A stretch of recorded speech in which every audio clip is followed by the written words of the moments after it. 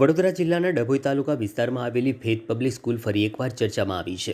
દેશભરમાં good Friday નિમિત્તે જાહેર રજા હોવા છતાં પણ આ સ્કૂલ ચાલુ રાખવામાં આવી હોવાનું સામે આવ્યું છે.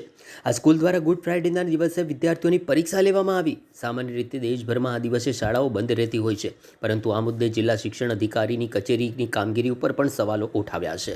સમગ્ર દેશમાં જાહેર રજા હોય ત્યારે એક સ્કૂલ પોતાની મનમાની કરે તે કેટલું યોગ્ય એવો સવાલ ઉઠી રહ્યો છે.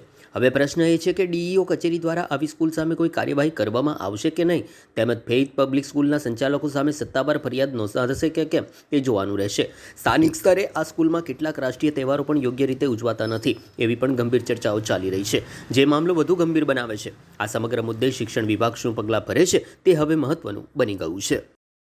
એકચ્યુઅલી કાલે જે એક્ઝામ છે અહીંયા CGMSનું, તો કાલે પણ અમારે રજા જાહેર કરવું જ પડશે, કારણ કે અહીંયા સેન્ટર છે અને પછી સન્ડે ઓલ્સો હોલિડે, એટલે ફ્રાઈડે ફ્રાઈડે સેટરડે સન્ડે એવો કયો પરિપત્ર છે કે સ્કૂલો ચાલુ રાખે? ના, એવું તો નથી.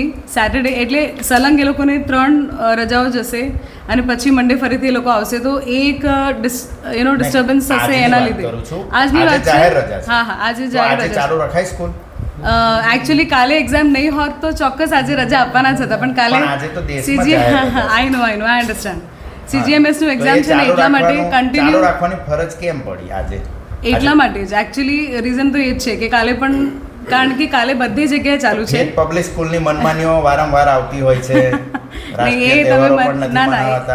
બધા રાષ્ટ્રીય તહેવારો મનાવીએ છીએ, ક્યારે કોણ આજે રજા છે રાષ્ટ્રીય તહેવાર નથી મનાવતા એવું તમે કેવી રીતે કહી શકો? અમે જોયું છે, અમારી પાસે પ્રૂફ છે. અમારી પાસે પણ પ્રૂફ છે કે અમે કરીએ છીએ.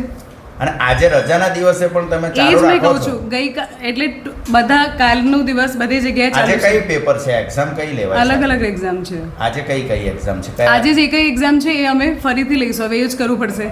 નહીં, કારણ કે આજે એક્ઝામ લેવાય. આજે અમે અત્યારે અમે ક્લોઝ કરીશું. બધા જ અલગ અલગ એક્ઝામ છે, બધા જ સ્ટાન્ડર્ડના અલગ અલગ પેપર્સ છે.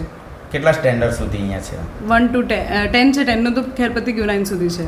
ઓકે, તો આજે કયા अलग अलग છે? मैं वही तो बोल रहा हूँ ना, हर स्टैंडर्ड का अलग अलग है, हर स्टैंडर्ड का अलग अलग है. अच्छा, કેટલા વાગ્યા સુધી સ્કૂલ ચાલુ રહેવાની છે? 11 o'clock तक, बस अभी छुट्टी हो रही है 11 वाग्या સુધી. पर अभी एनीवे मुझे तुम्हारी गंभीर भूल तुम स्वीकारो છો? एब्सोल्युटली.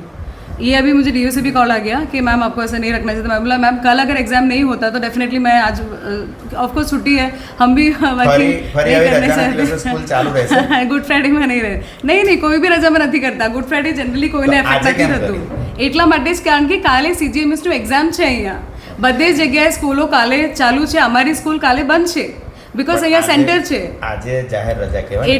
એટલા માટે જ, કારણ કે તમને એ ઇશ્યુની ખબર હોય કે કન્ટિન્યુ જે છે એ ડીઓ કચેરી એ જ કે તમારે આજે તમારે મોકલી દેવું પડશે. અમે ડેફિનેટલી મોકલી દઈશું, બીજું શું કરીએ.